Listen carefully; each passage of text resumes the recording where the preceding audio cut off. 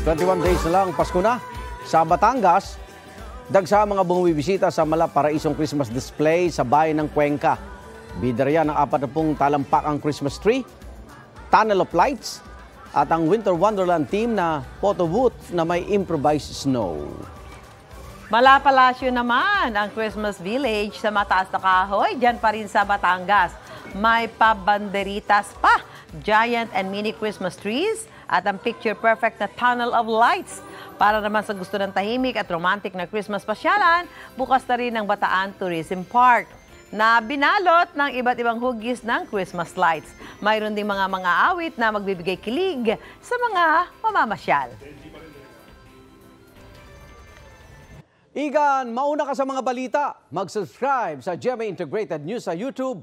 Sa mga kapuso abroad, subaybayan nyo kami sa GMA Pinoy TV at sa www.gmanews.tv.